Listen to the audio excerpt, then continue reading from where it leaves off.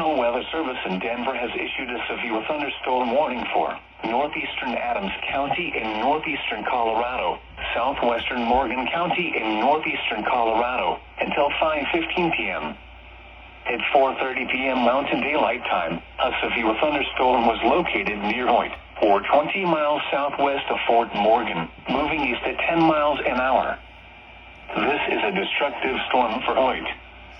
Hazard: baseball-size hail and 60 miles an hour wind gusts. Source: radar indicated. Impact: people and animals outdoors will be severely injured. Expect shattered windows, extensive damage to roofs, siding, and vehicles. Locations impacted include Adana, Hoyt, and Hoyt B Dump. Seek shelter now inside an interior room on the lowest floor of a well-built structure. The storm is capable of producing destructive hail and damaging winds.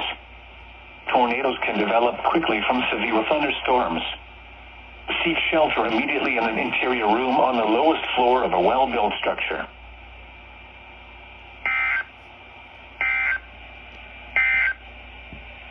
The National Weather Service has issued severe thunderstorm watch 585 in effect until 8 p.m.